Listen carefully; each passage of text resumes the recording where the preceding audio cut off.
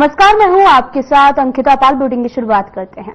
शराब की over rating रोकने को लेकर आबकारी विभाग निरंतर कार्रवाई में लगा हुआ है। इसके अंतर्गत शराब की दुकानों में जहां ओवर रेटिंग की शिकायतें मिल रही तो वहां पर आबकारी की टीम जाकर चलानी कार्रवाई भी कर रही है।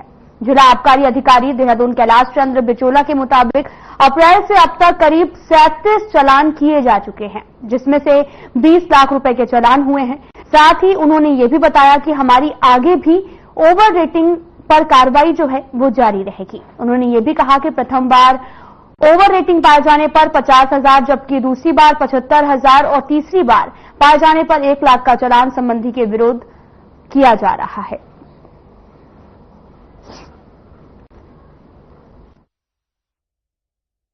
अभी तक अप्रैल से लेकर के अब तक ओवर रेट में 37 चालान किए गए हैं और करीब 20 लाख के आसपास जुर्माना वसूला गया है, 18 से 20 लाख के आसपास। सर, आने वाले टाइम पे किस तरह से ओवर रेटिंग पर लगाम लगाने के लिए क्या कुछ आप लोगों हमारी तरफ से हमारी टीमें और हम लोग जिलाधिकारी महोदय निर्देश में और हमारे आयुक्त महोदय निर्देश में लगातार टीमें हर दुकानों में कार्रवाई की है। जहां जहां शिकायतें हैं हम भी देख रहे हैं। नगर निगम की तरफ से नई पहल करते हुए नगर निगम में शामिल नए वार्डों में तय बाजारी शुल्क वसूलने के लिए आपको बताते चले कि बैडी सेना लॉन्च की गई है और नगर निगम के मुख्य नगर आयुक्त ने बताया कि यह डगड़ू बैडी सेना शुल्क जो है वसूलने के अलावा जन जागरूकता अभियान भी चलाएगी, जो नए वार्ड में केंद्र और राज्य सरकार की कई जन कल्याणकारी योजनाओं के लाभ दिए जाने के लिए पात्रों की तलाश करेगी, योजनाओं का प्रचार प्रसार करेगी। इसके अलावा क्षेत्र में असामाजिक गतिविधियों पर भी नजर रखेगी।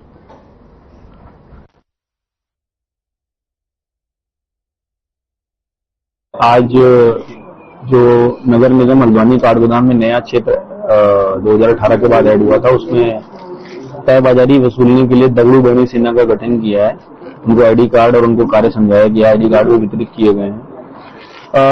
इस सेना के माध्यम से हम नए क्षेत्रों में तय बाजारी भी वसूलेंगे और महिला सशक्तिकरण की ओर भी एक कदम होगा। उनको भी वसूले हुए तय बाजारी में अपना शेयर मिलेगा।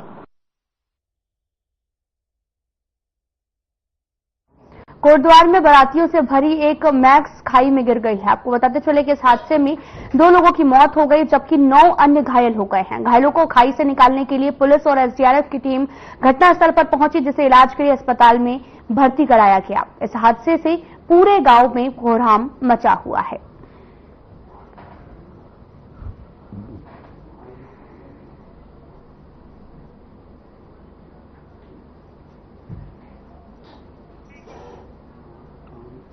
आपको बताते चलें कि बारातियों से भरा वाहन खाई में गिर गया।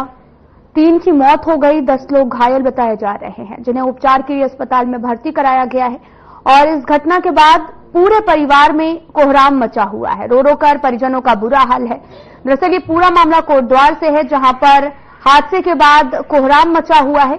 और साथ ही आपको ये भी बताते चले कि बारातियों से भरा वाहन खाई में जाकर गिर गया और जिससे कई लोगों की मौत हो गई और कई लोग घायल भी हो गए हैं, जिन्हें अस्पताल में इलाज के लिए भर्ती कराया गया है। उनका उपचार लगातार जारी है।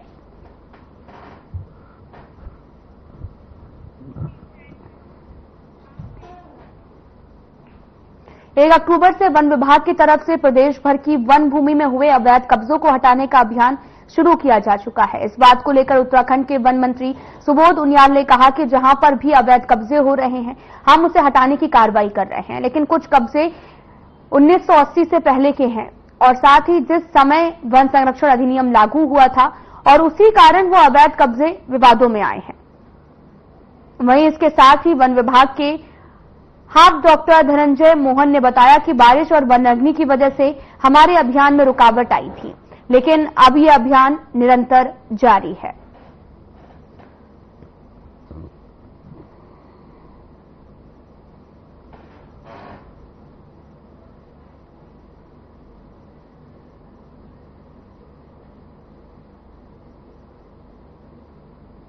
ये जरूर है कि कई जगह पर कंट्रोवर्सी ये है क्योंकि 1980 से पहले के कब्जे भी है, तो उनके बारे में क्या निर्णय लिया जाए, क्योंकि 1980 में ही फॉरेस्ट कंजर्वेशन एक्ट आया है, तो उस पर लगातार समीक्षा कर रहे हैं और हमने हजारों कब्जे हटाने का काम किया पिछले 3 सालों में। देखिए, 1 अक्टूबर वगैरह नहीं है, ये हमारी एक ड्यूटी है और बीच में थोड़ा सा बरसात की वजह से और फायर सीजन की वजह से थोड़ा सा धीमा पड़ा था। तो वो अभियान हमारा पिछले साल से चल रहा है और वही निरंतरता के साथ चल रहा है हमारा। और विशेषकर जो नीचे के क्षेत्र हैं जहां ये समस्या ज्यादा है, वहां के डिविजन्स इसको अपने रूटीन एक्टिविटीज के हिसाब से ही कर रहे हैं। उत्तराखंड में क्राइम लगातार बढ़ रहा है। साइबर हमले के चलते प्रदेश का पूरा आईटी सिस्टम 72 घंटे ठप रहा, जिसके चलते राज्य की सरकारी वेबसाइटें सेवाएं पूरी तरह से बंद हो गई। साइबर अटैक को लेकर भी बीजेपी प्रदेश उपाध्यक्ष ज्योति प्रसाद गौरेला का कहना है कि इस घटना को लेकर सरकार नजर बनाए हुए है और मामले की जांच भी की जा रही है। उन्होंने ये भी कहा कि नई टेक्नोलॉजी के साथ नए तरह के अपराध आ रहे हैं और ऐसे में सरकार का प्रयास है कि कैसे इन कार्यों से निपटा जाए और कैसे इस पर लगाम लगाई जाए, और लगातार इस बारे में मंथन भी किया जा रहा है।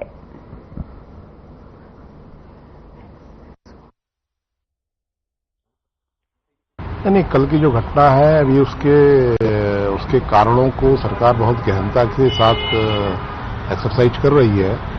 उसे हम साइबर अटैक कहें या कहीं सिस्टम का फेलियर हुआ है, उस सारे विषयों पे सरकार नजर बनाए हुए है और उसके निश्चित जो कारण हैं तो मुझे लगता है कि आजकल में पता लगेंगे।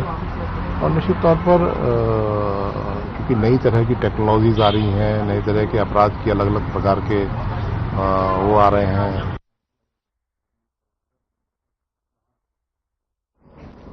इंटर कॉलेज में हाई स्कूल और इंटर में बेहतर प्रदर्शन कर चुके 20 छात्रों को सम्मानित किया गया। आवास विकास स्थित विद्या मंदिर इंटर कॉलेज में हाई स्कूल और इंटर में बेहतर प्रदर्शन कर चुके 20 छात्रों को प्रतिभा सम्मान मिला है और इसके अलावा 123 प्रतिभावान छात्रों की माताओं को कमला नेहरू पुरस्कार भी दिया गया और छात्रों को 2100 से लेकर 11,000 रुपए तक भी नगद राशि जो है वो दी गई है, जबकि माता को 1-1 हजार रुपए की धनराशि के चेक दिए गए।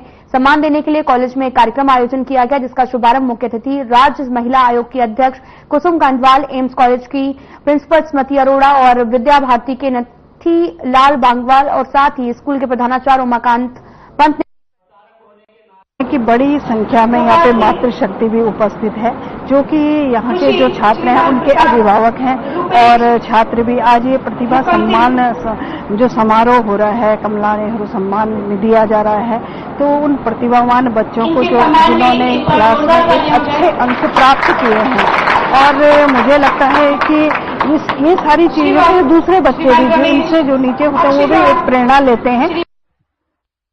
देहरादून के ओएसिस स्कूल में द ओएसिस इंटेलेक्चुअल पल्स के दूसरे संस्करण का आयोजन किया गया, जिसमें 10 स्कूलों के छात्र छात्राओं ने प्रतिभाग किया। इस कार्यक्रम का उद्घाटन स्कूल के निदेशक संजीव बाटला और साथ ही स्कूल के चेयरमैन राकेश ओबराय ने किया है। निदेशक राघव ओबराय ने दीप प्रज्वलन के साथ किया। कार्यक्रम में मुख्य अतिथि बुद्धदेव मिश्रा ने, जिन्होंने अपने प्रेरणादायक भाषण से छात्रों का मार्गदर्शन किया। कार्यक्रम में छात्रों के बीच कई प्रतियोगिताओं का आयोजन किया गया। वाद विवाद, कविता लेखन, अंग्रेजी कविता लेखन और अंग्रेजी वाद विवाद, अंग्रेजी कहानी लेखन, संस्कृत श्लोक वाचन और कविता वाचन शामिल थे। सर, ये एक लिटरेरी फेस्ट था जिसका नाम है दी ओएसिस इंटेलेक्चुअल पल्स। ये इस इवेंट का दूसरा साल है, एडिशन 2 है।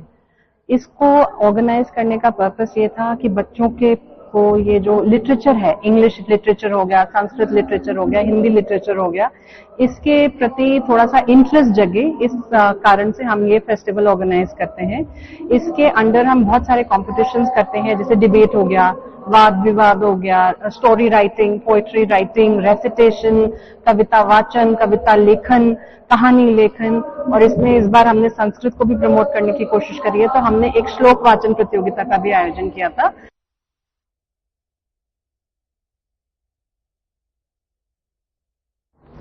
अटल उत्कृष्ट स्वर्गीय चितरंजन राहा राजकीय इंटर कॉलेज दिनेशपुर में ब्लॉक स्तरीय विज्ञान महोत्सव पर प्रतियोगिता कराई गई। इस प्रतियोगिता में गदरपुर ब्लॉक के कई स्कूलों के बच्चों ने भाग लिया और इस उत्सव के उपलक्ष्य पर विद्यालय की तरफ से एक कार्यक्रम का आयोजन भी किया गया, जिसमें क्षेत्रीय विधायक अरविंद पांडे ने शिरकत की है। इस दौरान उन्होंने कहा कि प्रतियोगिता में बच्चों ने प्रतिभाग किया है, जिसमें किसी ने प्रथम स्थान प्राप्त किया और कोई हार गया। इस सब में जो है वो हार जीत होती रहती है, लेकिन हारने वाले को निराश नहीं होना चाहिए। कड़ी मेहनत के साथ आगे बढ़ने की कोशिश करनी चाहिए।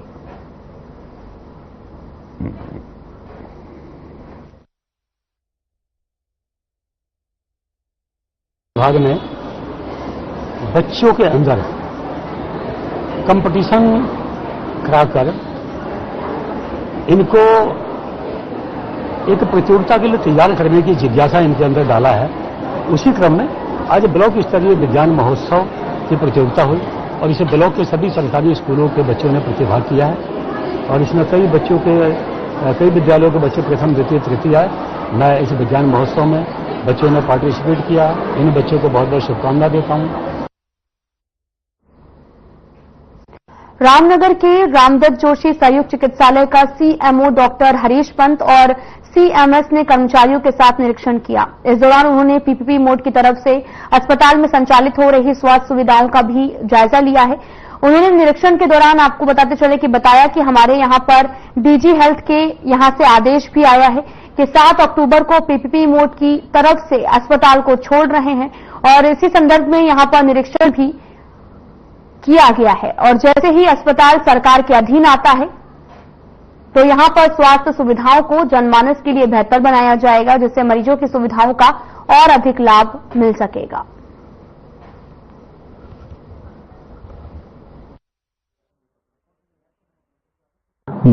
हमारे डीजी हेल्थ के यहाँ से और यूपीएचडीपी से आदेश आया था कि 7 तारीख को ये पीपी मोड वाले छोड़ रहे हैं और आप इनकी हैंडओवर की प्रक्रिया शुरू करिए और मानव संसाधन का देखिए कहाँ से सकता है। तो इसी संदर्भ में आज हम जो है डॉक्टर विजय कंपा जी के पास मिलने आए थे। सीएमएस जो है कि अगर 7 तारीख को हम हैंडओवर हो जाएगा तो कोई भी किसी परिस्थिति में हम अस्पताल चलाने के लिए। उधम सिंह नगर जिले के किच्छा तहसील अंतर्गत ग्रामीण क्षेत्रों में सीलिंग की सरकारी भूमि पर प्रशासन द्वारा कब्जा किए जाने की प्रक्रिया शुरू कर दी गई है और वहीं सीएम पुष्कर सिंह धामी के निर्देश के बाद में तमाम सरकारी योजनाओं की जमीन पर उतारने के उद्देश्य से भी प्रशासन ये कार्रवाई कर रहा है और जिसके चलते आपको बताते चले कि किच्छा एसडीएम कौस्तुभ मिश्रा ने भी के नेतृत्व में भी प्रशासन की टीम कलकत्ता पुलिस चौकी पहुंची है। इस दौरान चौकी परिसर में पीएसी और साथ ही पुलिस फोर्स के दर्जनों जवानों के साथ साथ तहसील प्रशासन के अधिकारी जो है वो भी मौजूद हैं। एसडीएम मिश्रा ने बैठक करते हुए सभी अधिकारियों पुलिस के जवानों को आवश्यक दिशा निर्देश दिए। प्रशासन के गांव में पहुंचने की सूचना से ग्रामीणों में हड़कंप मच गया है। प्रशासन द्वारा ग्राम चचर ग्राम बकपुर क्षेत्र में करीब 207 एकड़ सीलिंग की सरकारी भूमि को अपने कब्जे में लेने की कवायद शुरू कर दी है। देखिए, इस संदर्भ में शासन से निर्देश प्राप्त हुए थे। जो भी सीलिंग इत्यादि की भूमि सरकार की थी क्योंकि विभिन्न विकासपरक योजनाओं के लिए आवश्यकता थी, इसलिए जो सीलिंग इत्यादि की भूमि थी उसका समीक्षा की जा रही थी। शासन के निर्देश के क्रम में जिलाधिकारी महोदय ने यहाँ पे निर्देशित किया कि जो सीलिंग की भूमि है उस पर पुनः उसकी समीक्षा की जाए। उस क्रम में ग्राम चाचर की लगभग 21 हेक्टेयर भूमि में से 16 हेक्टेयर भूमि पर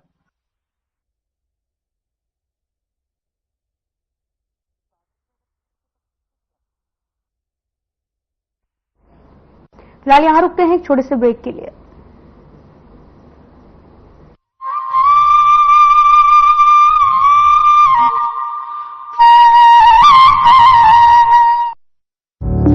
Through constant innovation, the group provides its clients with value-added, environment-friendly products. We are committed to provide quality products and services at optimum cost with the continuous improvement in the quality management system. Producing high-value paper, making us India's largest producer of branded papers, fine papers and packaging broad segments. Focused on customers in all our operations. Hence, extensive investments are made towards people and people practices. KRPL world's leading eco-friendly paper from agro residue.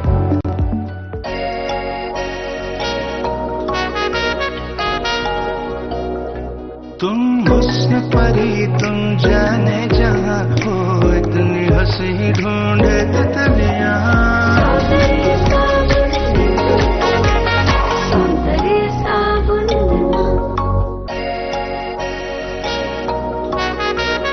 प्रधानमंत्री नरेंद्र मोदी जी के मार्गदर्शन और मुख्यमंत्री पुष्कर सिंह धामी के कुशल नेतृत्व में उत्तराखंड सरकार महिलाओं के सर्वांगीण विकास और सशक्तिकरण के लिए लगातार कार्य कर रही है।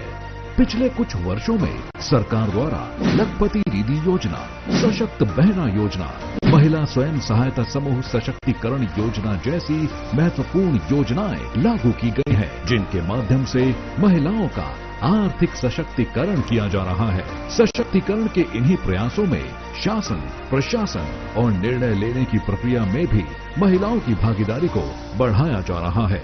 जहां एक ओर महिलाओं को सरकारी नौकरियों में 30% का क्षैतिज आरक्षण दिया गया है, वहीं अब सरकार ने कोऑपरेटिव बैंकों और सहकारी समितियों में महिलाओं के लिए 33% आरक्षण देने का निर्णय लिया है। यह निर्णय महिलाओं की राजनीतिक और सामाजिक भागीदारी को बढ़ावा देने के साथ साथ सहकारी आंदोलन में सबका साथ, सबका विकास के मंत्र को और मजबूती देगा। सरकार के इस ऐतिहासिक निर्णय से अब महिलाओं के लिए न्याय पंचायत स्तर पर सरकारी समितियों और जिला सहकारी बैंकों में भी महत्वपूर्ण पदों पर सुनिश्चित भागीदारी का रास्ता खुल गया है। इस निर्णय से सहकारिता विभाग द्वारा चलाई जा रही सभी योजनाओं का लाभ समाज की आधी आबादी तक और प्रभावी तरीके से पहुंचेगा। लैंगिक समानता और महिला सशक्तिकरण की दिशा में सरकार के ये प्रयास न सिर्फ महिलाओं को आर्थिक रूप से सशक्त बनाएंगे, बल्कि उनकी सामाजिक स्थिति को भी सुदृढ़ करेंगे। संकल्प से सिद्धि की ओर, सहकारिता से समृद्धि की ओर।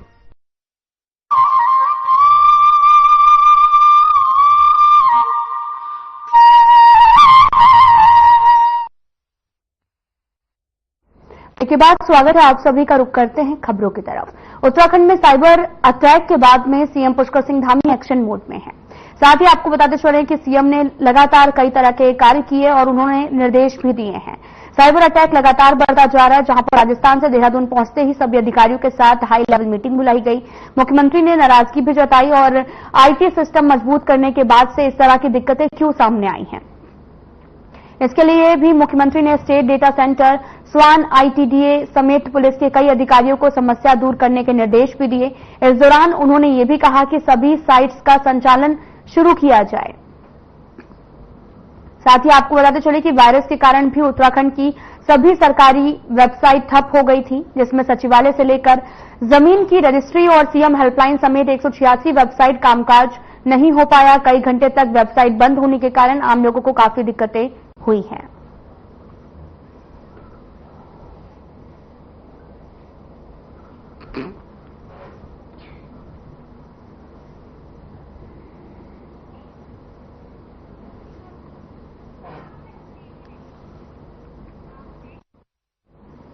सचिव राधा तुड़ी ने शनिवार को एटीआई में जिले में हो रहे विकास कार्यों के संबंध में विभागीय अधिकारियों के साथ बैठक की है। इस दौरान उन्होंने कहा कि सरकार की योजनाओं को हर वर्ग के व्यक्ति तक पहुंचाना हमारी प्राथमिकता है। इसके लिए सरकार प्रयत्नशील है और इसके साथ ही उन्होंने भू कानून पर बताया कि प्रदेश में भू कानून लागू करने के लिए सशक्त कानून बनाया जाए, जिसमें प्रदेश के निवासियों के साथ किसी प्रकार का अन्याय न हो। इसके लिए भी भू कानून के संबंध में भी सभी अधिकारियों के सुझाव लिए गए हैं। साथ ही उन्होंने ये भी कहा कि महिला सुरक्षा को लेकर सरकार हर स्तर पर कार्य कर रही है।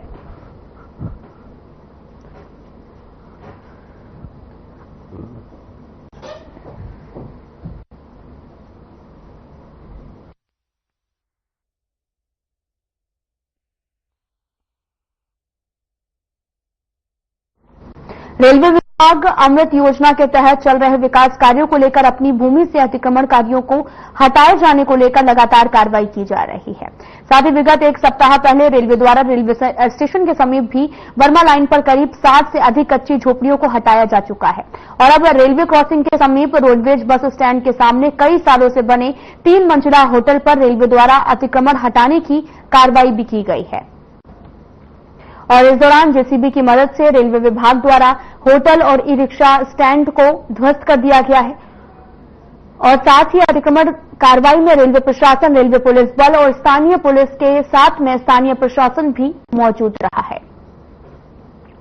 साथ ही रेलवे क्रॉसिंग के पास बने 5 होटल स्वामियों द्वारा कोर्ट में मामला चल रहा था। कोर्ट से राहत न मिलने और साथ ही केस हारने के बाद रेलवे विभाग द्वारा अतिक्रमण कार्रवाई पर अमल में लाया गया है।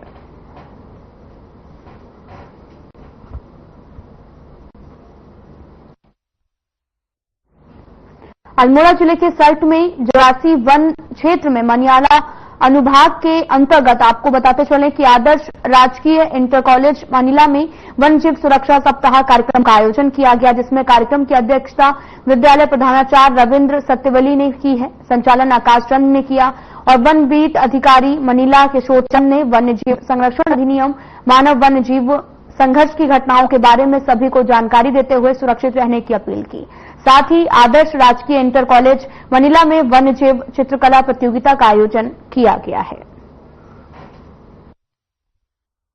8/10/2024 को आदर्श राजकीय इंटर कॉलेज मनिला सल्ट में अल्मोड़ा वन विभाग की 84 रेंज द्वारा जो एक वन्य जीव सुरक्षा सप्ताह का आयोजन यहाँ पर किया गया, जिसमें स्कूल के विद्यार्थियों और समस्त स्टाफ और 84 रेंज के वन कर्मियों द्वारा प्रतिभाग किया गया। बैठक में उपस्थित सभी छात्राओं को, बच्चों को ये जानकारी दी गई कि वन्य जीवों की सुरक्षा कैसे की जाए और कैसे हम उनके साथ अपना जीवन शैली जीने की हमें।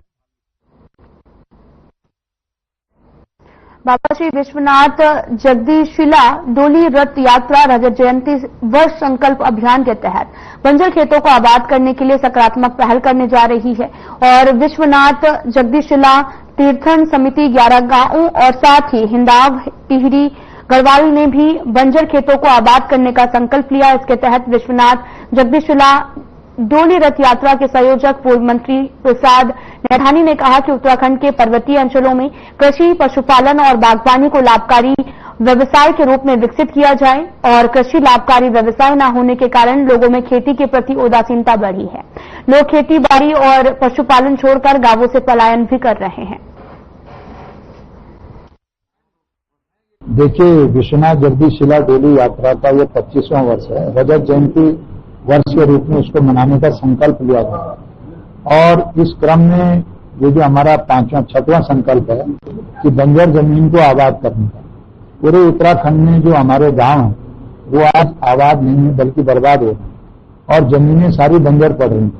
तो इस तरफ जो है हम ये संकल्प लेने के इसमें आए हैं कि इन 25 वर्षों में उत्तराखंड के राज्य बनने के बाद 25 वर्षों में जो गांव बर्बाद हो गए हैं, गांव वीरान हो गए हैं, उन गांवों को पुनः आबादी की तरफ ले जाने के लिए और उन खेतों को पुनः आबाद करने के लिए ये संकल्प यात्रा है और ये यात्रा पूरे प्रदेश में चलेगी। ये पूरे 13 जिलों में बैठकें की जाएंगी और काश्तकारों को आमंत्रित किया जाएगा।